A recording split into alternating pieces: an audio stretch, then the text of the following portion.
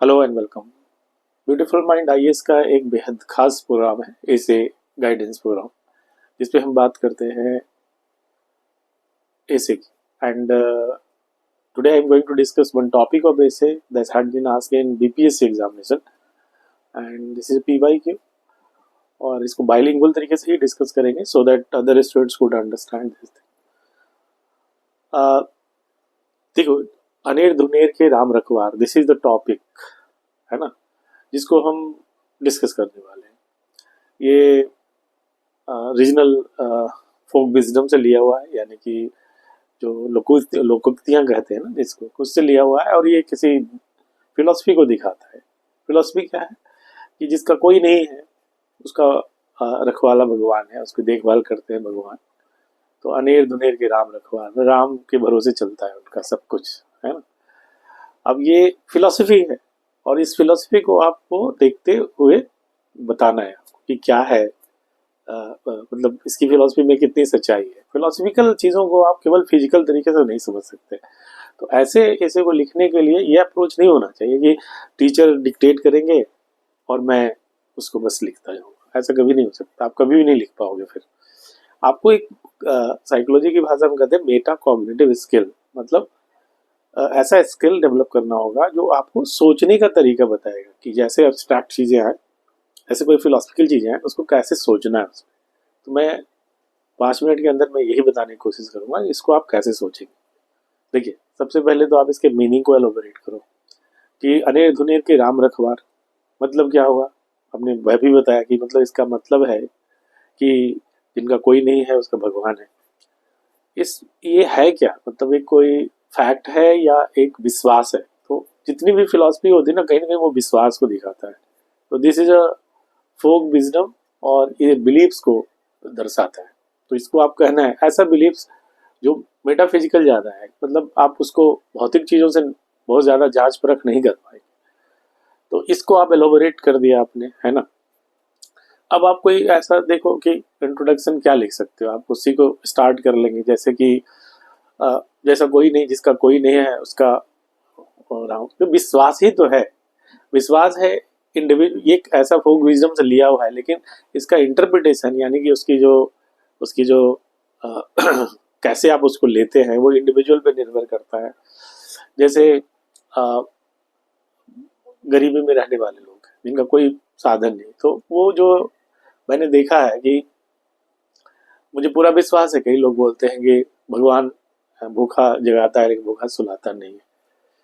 करते हैं वो अपनी मेहनत, लेकिन ये विश्वास उनको सहारा देता है कि हमें हमारी ज़रूरतों को पूरा करने वाला कोई है, और वो अंततः हमारी हेल्प करेगा। कितना भी क्राइसिस हो आपको ये हेल्प करेगा, है ना। कोविड में ही देखा आपने कि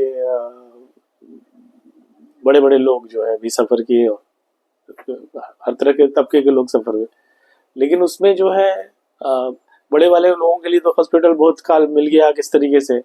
लेकिन ये जो छोटे तबके के लोग हैं, जो तबके का मतलब यहाँ मैं बता रहा हूँ आर्थिक रूप से, सामाजिक रूप से, जो भी जिनको मुश्किलात हुई, बड़े बड़े हॉस्पिटल जिसमें लाखों के खर्चे होते हैं उसमें आप कहाँ जाएंगे, नहीं जाएंगे, वो आपके लिए है ही नहीं। वो केवल है लेकिन वो आपके लिए थोड़ी है। तो ऐसे लोगों में क्या विश्वास होता है कि भाई भगवान तो जरूर ध्यान रखेगा, तो वो काढ़ा बना के पी रहे हैं, है ना। और उस विश्वास से पी रहे हैं कि भगवान हम लोगों को हिफाजत करेगा।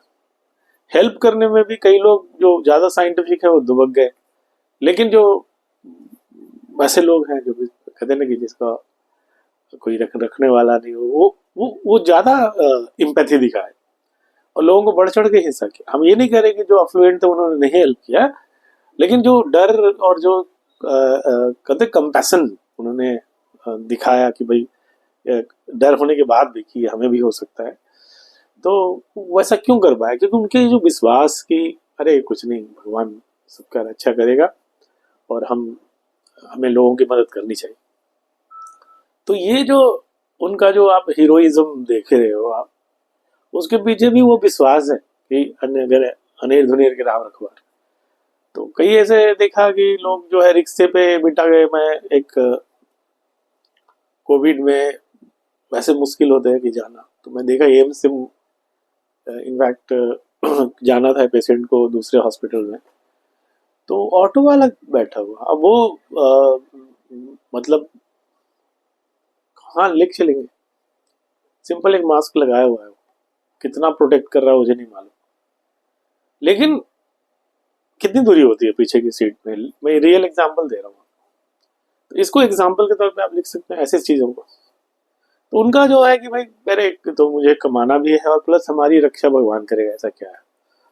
तो वो ज्यादा उस विश्वास के कारण फंक्शनल होगा, मजबूरी के कारण भी हो सकता है, लेकिन विश्वास के कारण की नहीं नहीं, जो ये सफर कर रहे हैं इनको हॉस्पिटल पहुंचाना है, क्योंकि एम्बुलेंस नहीं है, सब कुछ नहीं है, सफर कर रहे हैं उनको लेके ऊपर। लेकिन बहुत ऐसे बड़े बड़े लोग जिनकी गाड़ियां खड़ी है, चाहे और भी लोग हैं, वो डर रहे हैं कि नहीं मैं नहीं ले जाऊंगा। मरने में लोग लाशों को छोड़ दिया कि भाई इसका क्रियाक्रम कौन करे, कोई दूसरे लोग आ रहे हैं, और वो ज्यादा लोग कौन थे, अफ्लुएंट लोग थोड़ी थे, वही गरीब। लेकिन मैं ये एग्जाम्पल देके ये बता रहा हूँ कि उनमें डर क्या, उनका राम रखवार मतलब ठीक है। तो केवल आर्थिक रूप से ही नहीं, जो उनका और बिहेवियर भी होता है उनमें भी ये विश्वास काम करता है कि जो अनेर धुनेर जो होते हैं उनके राम रखवार का कंसेप्ट यही है। अब इसको आ, आगे बढ़ा, इसको लिखना है कि ये पर्सपेक्टिव है। अब जैसे इंट्रोड्यूस कर दिया मैंने, अलग अलग बात बोला है, आप कुछ भी इंट्रोड्यूस कर लो। उसके बाद आपको बताना है कि देख एक धार्मिक विश्वास है और धार्मिक फिलॉसफी है, यानी कि दर्शन है जो आस्था से आधारित है। आस्था एक ऐसी चीज है जो आप उसको केवल ऑब्जेक्टिव एविडेंसेस से नहीं देखते। गांव में मतलब आंकड़ों की गरीबी तो अलग चीज है, लेकिन आपने देखा होगा कि बहुत से ऐसे बिहार जैसे प्रदेशों में भी बहुत एक जो होता है ना एक्सपेरियंशियल, अगर आप खुद देखें जाके तो लगेगा अटर पॉवर्टी है कई जगहों पर। लेकिन वहां भी महिलाएं हैं जो मैंने देखा है कि वो जाते हैं और थोड़ा खाते उसी में बचाते हैं, कुछ दान भी करते हैं उसी में, और पूजा पाठ भी करते हैं। तो जाके आप देखते हैं कि पत्थरों को आप टीका लगा दिया, उनको पूज रहे हैं। अब आप इसमें कहेंगे कि भाई आप उनका जो वैसा क्या है, मतलब उसको तो मार्क्स फिलोसफी से जाए तो कहते उनको तो काम करना चाहिए, धनोपार्जन करना चाहिए और काफी लगा रहना चाहिए। वो तो ठीक है, वो करते ही है, लेकिन ये विश्वास बनाए रखने के लिए कि हमें कोई भगवान है जो लुक आफ्टर करेगा, हमारा केयर करेगा, वो आस्था डेवलप कर। और वो आस्था जो है वो पत्थर नहीं है, वो आस्था है जिसको वो पूज रहे हैं। कई लोगों को लगता है कि पत्थर में क्या, इसमें कौन सा भगवान है, वो नहीं है। तो एक आस्था, ऐसा विश्वास डेवलप होता है, तो वो जो है फिर लोगों को हेल्प करने में, मतलब इस तरह के दुश्वारियों के साथ भी जीने में मदद हो जाता है, मतलब कर लेते, जी लेते लोग। मैं ऐसा क्यों बता रहा हूँ कि मतलब एक फिलॉसफी है, अब उसको फिलॉसफी को जिसने आत्मसात किया है उनके अंदर आस्था पैदा होता है। आस्था एक ऐसा विश्वास है जो बड़ा गहरा होता है और धर्म के आधार पर होता है, प्रमाण के आधार पर नहीं होता है। उसको आप दीजिएगा ना तो वो एक तरीके से मेंटल बायसेस कह लीजिए आप साइंटिफिक टर्म में, कि वो उन चीजों को देखेंगे जहाँ पे हाँ इन्होंने ऐसा किया तो देखो ऐसा हो गया। गंगा जी को आप कुंभ में मेला में है, भाई आप इतने सालों में लगा है तो डुबकी लगा रहे हो, 70 साल का एक इंसान डुबकी लगाता है, मेडिकल साइंस कहेगा क्या कर रहे हो तुम, मर जाओगे। लेकिन कहेगा ऐसे थोड़ी मर जाएंगे, मैं तुमको करना है, हमको पुण्य कमाना है, ये आगे जाना है। तो उनकी आस्था है जो उसको मोटिवेट कर रहा है और आगे बढ़ा है जिंदगी। तो जीवन को जीने में ये विश्वास बहुत हेल्प कर देता है, और एक तरीके से बहुत सारी एंग्जाइटी को कंट्रोल भी कर देता है, कई डर को हटा भी देता है जीवन में, तभी तो वो नॉर्मल फंक्शनिंग करेगा। तो ये मैकेनिज्म है उसका, जो कहते हैं ना क्रियाविधि है कि कैसे वो काम कर जाता है।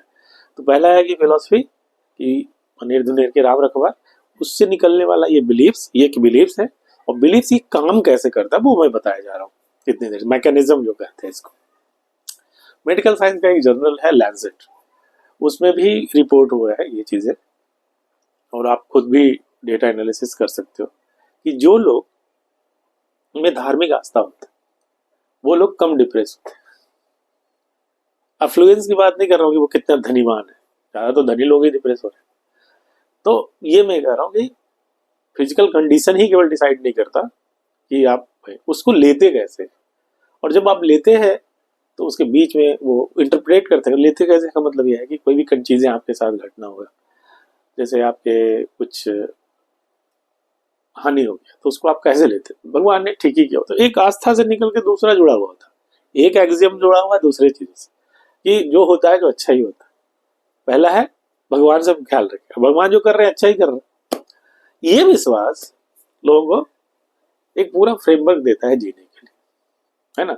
तो यहाँ पर मैं बता रहा हूँ कि वैसे लोग जो साइंटिफिक होते हैं वो रीजन खोजते हैं, लॉजिक खोजते हैं। एक हद तक साइंस का लिमिट है, उसके बाद कहाँ रीजन होता है, फिजिकल चीजों में हो जाएगा ना।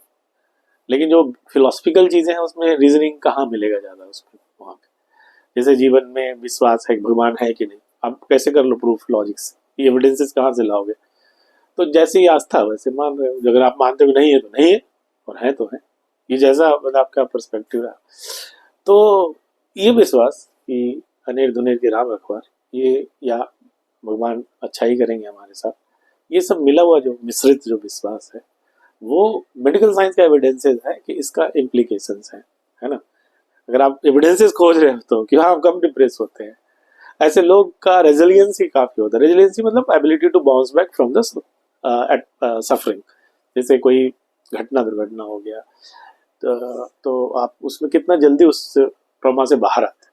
तो जिनमें ऐसे विश्वास होता है जो कि भगवान अच्छा करेंगे या हमारा भगवान ख्याल रखेंगे, वो लोग में रिजिलियंसी का स्पीड यानी तेजी से वो बाउंस बैक कर लेते हैं रेदर देन वो लोग जो काफी साइंटिफिक तरीके से सोचते हैं। डिफेंस साइकोलॉजी में एक रिसर्च होता है कि वैसे लोग कौन से लोग ब्रेक डाउन ज्यादा शो करते हैं युद्ध के टाइम में, बैटल के टाइम में।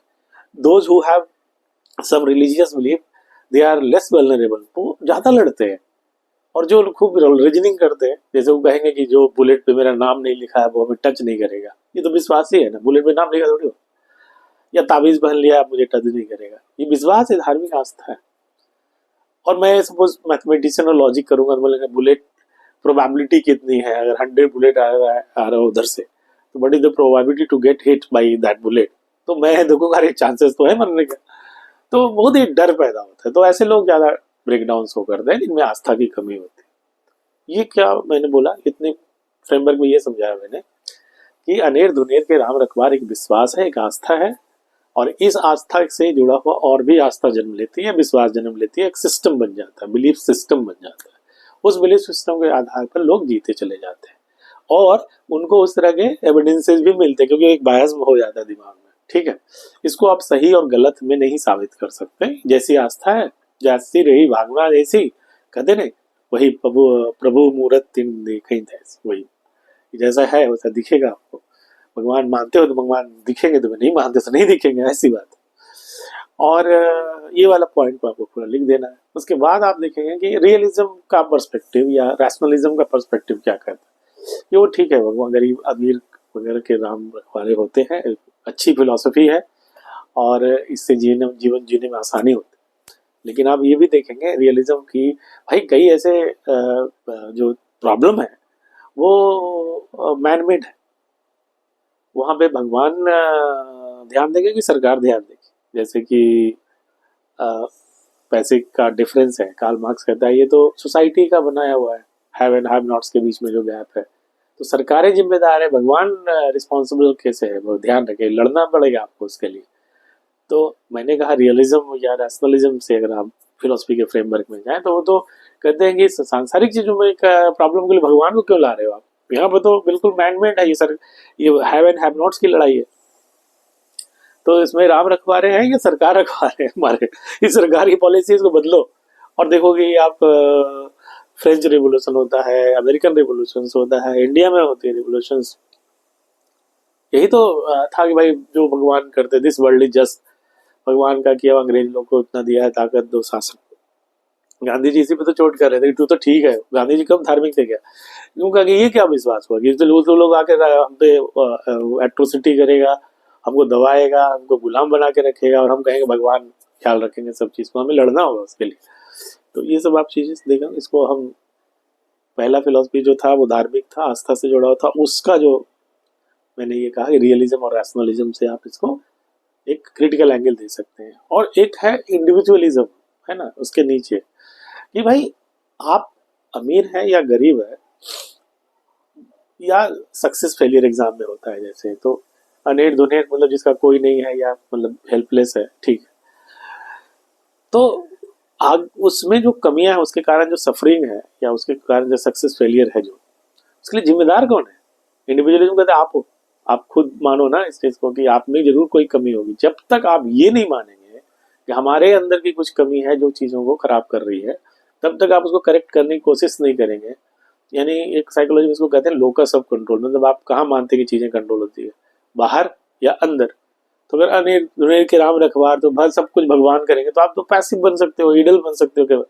लेकिन आप इस विश्वास को भी रखो कि हम भी, भगवान ने शक्ति दिया है तो हमारे अंदर भी तो हो सकती है, और हमें हाथ भी तो दिया है, दिमाग भी तो दिया है, बुद्धि पॉकेट में रखने के लिए थोड़ी दिया है, उसको लगाते हैं। तो वो अगर आप विश्वास से करते हो तो आप एफर्ट्स भी लगाते हो, प्रयास करते हो, परिश्रम करते हो। आप एग्जाम में देख लो, पैसे के लिए देखो, करते हो ना। ऐसा ये नहीं है कि ये दोनों कंट्राडिक्ट कर रहा है, कंट्राडिक्ट नहीं कर रहा है कि अनिल दुनिया के राम रखवार से कंट्राडिक्ट नहीं कर रहा है। आप ये विश्वास करते हो कि मैं बदलाव लाऊंगा, क्योंकि भगवान ने तो हमारी शक्ति दे दी ना, हाथ तो दे ही दिया है, पैर तो दे ही दिया है, आंखें तो दिए हैं, बुद्धि दिया है, रखे क्या कहीं? तो भगवान ने दिया है तभी तो ख्याल रख रहा है मेरा वो। तो आप इस तरह से अगर इंटरप्रिटेशन करते हैं तो वो सिनोनिमा, वो सिंक्रोनाइज है, मतलब कंसिस्टेंसी है दोनों चीजों में, और आप कंट्रडिक्ट नहीं कर रहे। तो बहुत सारे ऐसे लोग हैं जो गरीब भी हैं या पैसे की कमी भी है, लेकिन उनका अप्रोच ही बड़ा ही वो रहता है कि परिश्रमी होते हैं, हार्डवर्किंग होते हैं, इंडस्ट्रियस होते हैं, प्रयास करते हैं और वो चीज़ों को अचीव करते हैं। तो आप समझ रहे हैं, ये फिलोसफी, रियलिज्म, इंडिविजुअलिज्म, ऐसे करके आप चीज़ों को पर्सपेक्टिव वाइज चीज़ों को एक्सप्लेन कर सकते हैं। और अंत में उसका एक और भी चीज़ों से देख सकते हैं आप, मैं जल्दी से बता दिया मैंने आपको। और फिर अंत में आप इसको कह सकते हैं कि एक आस्था है जिसको जो जीवन में जीने के लिए काफ़ी मदद करता है। और ये खासकर जब इंसान हेल्पलेस हो जाता है, जब उसके पास चीज़ें लगता है कि लाइफ में कभी कभी ऐसा टाइम तो आता है ना कि चीज़ें संभालते रहो तब भी बिखरेगा। तो वैसे हालात में ये जीने के लिए बड़ा ही इंटीग्रेटिंग फोर्स है। विश्वास बनाए रखता है, इंटीग्रिटी बनाए रखता है लोगों का। और नहीं तो होपलेस और हेल्पलेसनेस आएगा और डिप्रेस हो जाएंगे लोग। लोग डर के मारे मर जाएंगे। साइकोलॉजिकल डिसऑर्डर सब चीज़ों से बता देता है। ये एक ऐसा विश्वास है जो इंसान को जीने में मदद करता है। और इसके ये गहराई से अगर देखें तो आस्था का विषय, केवल हम इसको हाँ न में नहीं कर सकते, जांच नहीं सकते। और आस्था के साथ साथ रियलिज्म से अगर आप देखें तो हमें प्रयास और परिश्रम के दायरे से भी चीज़ों को ठीक करना चाहिए। ये वाला लाइन पे आप चीज़ों को लिख के और उसको कंक्लूड कर दो, ऐसे का एक पूरा दायरा तैयार हो गया। हमने स्क्रिप्ट राइटिंग नहीं किया कि ऐसे लिखिए फिर ऐसे लिखिए, मैंने पूरा प्लॉट बताया आपको कि ऐसे कहानी को डेवलप करिए। जैसे होता है ना कि आपको मूवी बनानी, तो आप कहानी क्या होगा, किस थीम पर होगा, और उसका स्ट्रक्चरिंग बता दिया कि लॉजिकल स्ट्रक्चर कैसे होना चाहिए।